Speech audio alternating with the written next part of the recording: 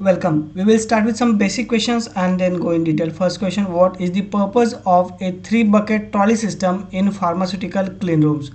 The 3-bucket trolley system is designed to maintain contamination control during cleaning operations in clean rooms. It ensures proper segregation of cleaning solutions, example detergent, disinfectant and rinse water to prevent cross contamination and maintain cleanliness as per regulatory standards. Reference guideline ISO 14644-1 and WHO GMP Annex 1. What are the three buckets typically used in the system? The three buckets are used for first detergent solution for initial cleaning, second disinfectant solution for sanitation and third rinse water for removing residues. Reference guideline PICS PE 009-14. What materials are used to construct the buckets in the 3-bucket trolley system? The buckets are typically made of stainless steel or high quality polypropylene to ensure chemical resistance, durability and ease of cleaning. Reference guideline USP chapter number 1072 and ISO 14644-5.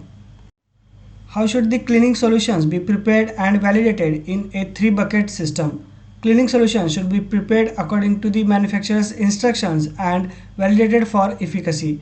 The concentration, contact time and compatibility with the surface must be verified during validation studies. Reference guideline FDA's guidance on sterile drug products produced by aseptic processing. What is the recommended sequence for using the 3 buckets?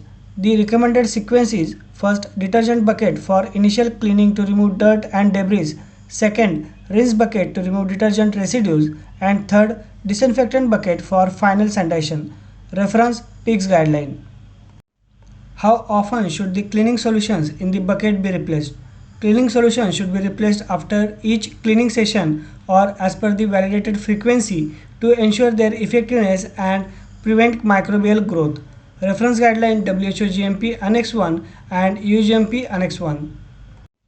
What are the key considerations for maintaining 3-bucket trolley system?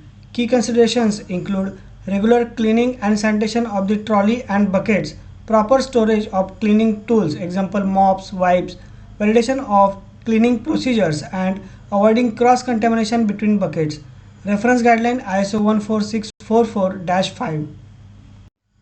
How should the mops or cleaning tools be handled in 3-bucket system? Mops or cleaning tools should be color coded and dedicated to specific areas to prevent cross contamination. After each use, they should be rinsed and disinfected properly. Reference PICS guideline PE 009-14 Annex 1.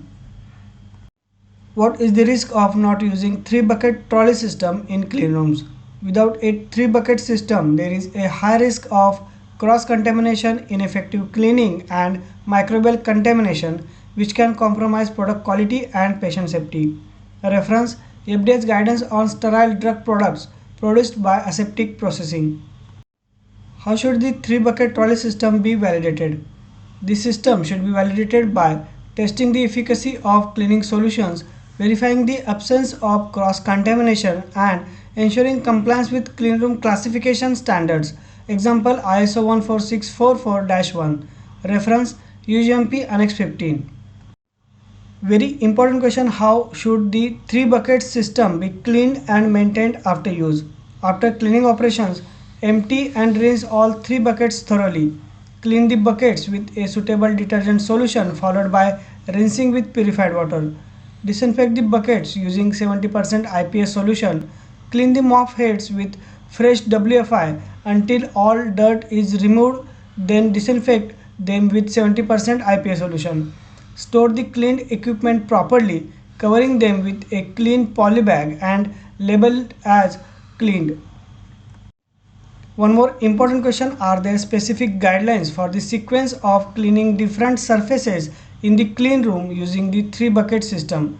Direct answer is yes. The recommended sequence is start with ceiling, then proceed to walls and finally clean the floors.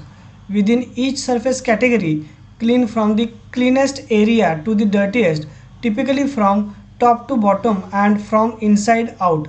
This systematic approach ensures that contaminants are not spread to already cleaned areas.